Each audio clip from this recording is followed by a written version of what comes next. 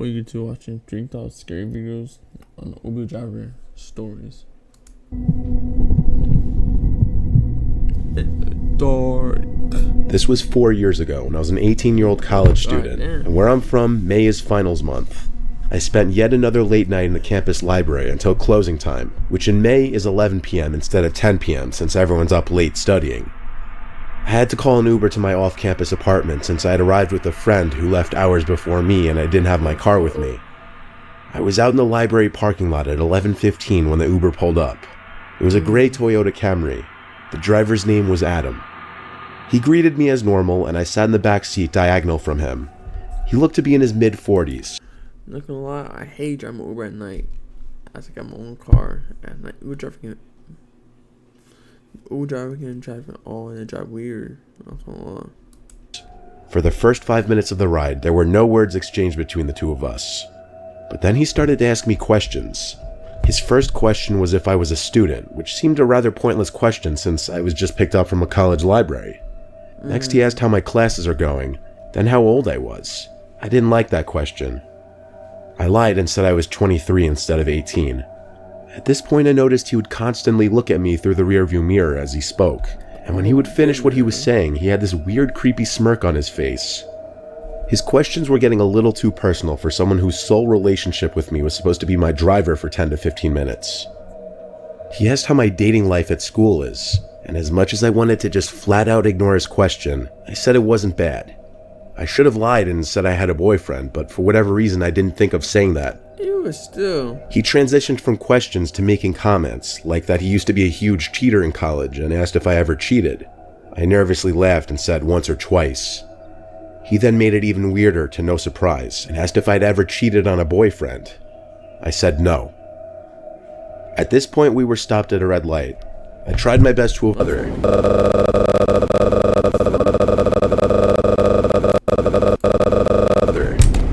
my impact with the ground. Friend. I said no. At this point we were stopped at a red light. I tried my best to avoid looking at the rearview mirror, but I was too curious and snuck a peek. He was looking at me. He made a comment that I was very pretty. I knew it was coming eventually, and it still was incredibly creepy. I didn't acknowledge it. There were 2 minutes left in the ride when I noticed he made a left turn instead of a right turn at one of the intersections. So I spoke up and told him he went the wrong way.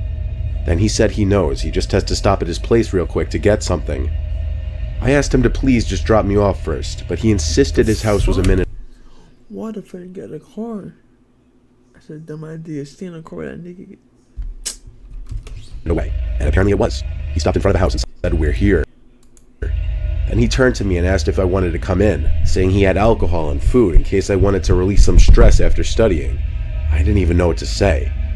I wanted to get out of the car and run, but I was scared to. You should. I said, "Please just take me home." He chuckled and said he'd be right back. He went into his house, and that was when I got out from the car and started to run. No, I didn't think he had plans to murder me, but something was off about him and the situation, and I just wanted to get out of there. Moments later, I felt my phone vibrate, and it was a message from Adam the driver saying, "You know I have your address, hot stuff." That just made me run even faster.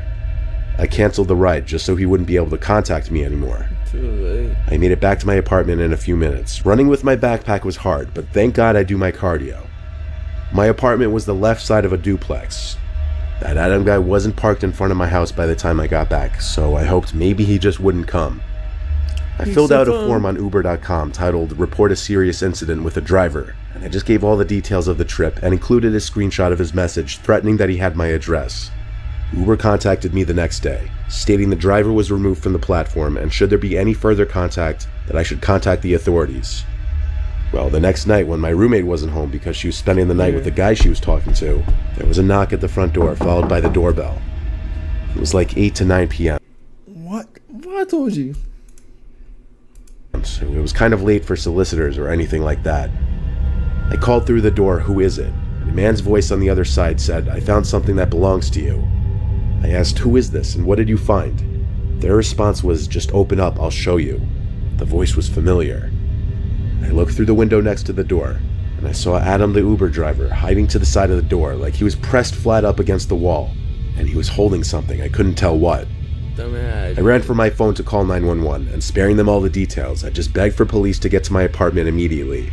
But by the time police arrived in front of the duplex, the knocks had long since stopped. He was gone, at least off the front porch. But I imagine he saw the police cars in front of the house because he never returned after that. There was this whole following up with the Uber report and the police now. But since there was no proof that it was Adam at the front door, I couldn't even press charges. The semester was over anyway, the lease was up, and I moved back home for summer. I left no trace for that Adam guy to ever find me again. At least, I don't think I did.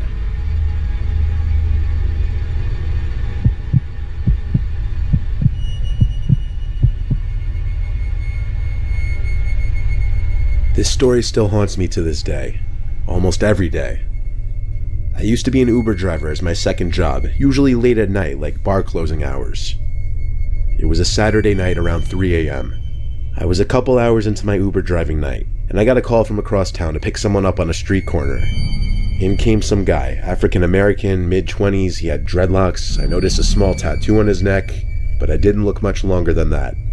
I asked how his night's going, and he just grunted. Happens, not everyone's super friendly. I confirmed the address he gave me, which appeared to be a house, and he just said yeah. About a minute into the drive, he got a little aggressive and concerned that I apparently made a wrong turn because he thought I was taking a longer route.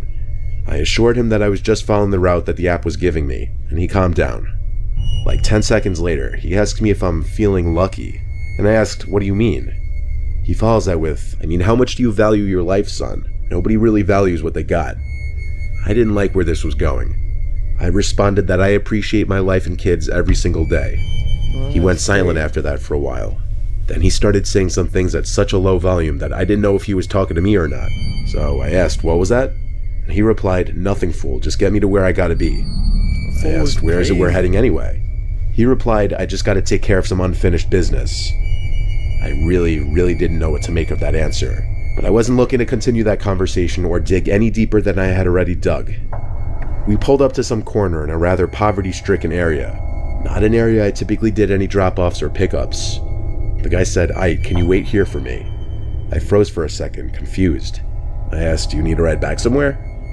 He replied, yeah, this'll be quick. I just gotta take care of some unfinished business first. I didn't want to drive this guy anywhere else, and I had a feeling whatever he was about to do in this house wasn't good, based on his unfinished business comment. I didn't want to be the getaway driver after some kind What the fuck, like wrong? Oh, Jawad. of fight or altercation, so I said, yeah, I'll be waiting here. But I had no intentions of waiting. The ride was marked as complete on my end anyway. He shut the car door and approached the house, but he wasn't approaching the front door. He went to the back of the house by the backyard. I knew it. I didn't stick around after that. I drove He finna someone. off after about 20 seconds, slowly and quietly so he wouldn't hear me taking off. I chose to end my shift that night right then and there. I was pretty sketched out. The next day, I heard something on the news that changed a part of me forever. There were 2 people shot in their home in the town I dropped that guy off the night before.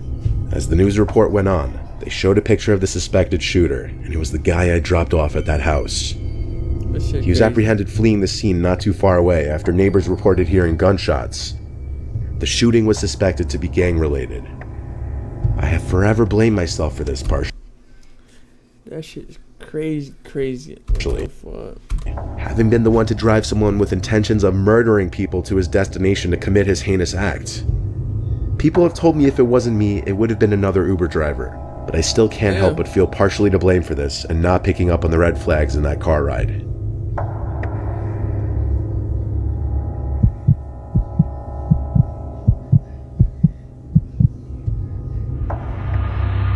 It was a stormy night, the first thunderstorm of the year.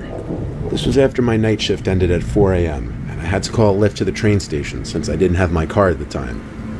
I waited outside the place I bartended at the time, under the front patio to avoid getting I fucking hate Lyft, man. I hate the app. Truly. soaked. A car pulled down the empty street and stopped in front of the bar. I had to check the Lyft app to ensure it was the correct car, and it was. A gray Honda Civic. I got in and greeted the driver, whose name was Sahil. I attempted to get in the front seat at first, but he told me not to and to sit in the back. That was only the second time I ever tried sitting in the front. That was before I realized it was customary to sit in the back seat. From the bar to the train station, it was about 10 minutes. The reason I was taking the train instead of just Ubering the whole way to my house is because I'd be saving about $40. The driver was going very slow, but there was nothing weird about that given the weather outside. I would expect anyone to drive cautiously in a torrential downpour like this one. The driver didn't take the highway route. He took us down the side roads. I wasn't concerned about missing my train though. I had plenty of time. I wasn't concerned until the driver said something under his breath and then pulled the car to the side of the road. I looked up from my phone to see why and saw a man in the pouring rain waving his hands in the air. I almost asked if he was stopping to pick him up, but I just observed. And yes, the man on the street got in the back passenger seat next to me. He was soaking wet. He kept his black hood on in the car. I scooted all the way over to the left. I was expecting the man and the driver to exchange some kind of words, but they didn't. Did they know each other? Yep. I had no idea what was going on. During the ride, I felt in the corner of my eyes the feeling of that man next to me looking at me. Maybe he was looking out my window, so I shot a quick half-second glance to him. But I was wrong. He was looking at me. On top of it, as the drive progressed, I started paying more attention to the route we were taking. It wasn't the right way to the train station. I tried to sneak a peek at the driver's phone screen to see if maybe he was following some incorrect route, but he seemed to have his phone on his lap, unlike most Lyft drivers who have their phones mounted on the dashboard. I politely said, "I think we're going the wrong way." He replied something in such a low tone mixed with a thick accent that I had a hard time understanding it. By the third time I asked him to repeat himself, I finally just repeated myself and said we're going the wrong way. I confirmed this by checking the map on my phone. The driver didn't acknowledge me, and I felt as though the guy next to me was inching closer every minute. Yep. He also wouldn't stop staring at me. Eventually, I asked the driver to pull over and canceled the ride. No acknowledgement. The driver was blowing stop signs, and there were no stoplights anywhere on these side roads, so I You need to go with you all the time. God damn. didn't really have a good time to escape, but I knew I was about to be their victim of something. Probably. This was some kind of trap, so I decided I was going to jump out of the car when I had the chance. I waited till we were on a street with woods on one side, which was perfect for me to make my escape. The car was going probably 15 to 20 miles per hour. I opened the car and jumped out. The two men screamed stuff in a different language, I'm guessing to each other. My impact with the ground was obviously painful, but I think the layer of water on the street might have cushioned my fall a little bit. The car completely stopped, and I saw the man who was next to me get out. I had to get on my feet and run into the woods. I heard him chasing after me for a little bit, but there was no shot he'd find me. I heard him yell something back to the car. It sounded like it was in Russian. Then he ran back to the car and they drove off. I immediately called an Uber instead of a Lyft this time, and this time I was brought safely to the train station. While on the train, I went ahead and filed an online police report, and then contacted Lyft and reported the driver. The next day, I also went to the police station and reported the whole incident.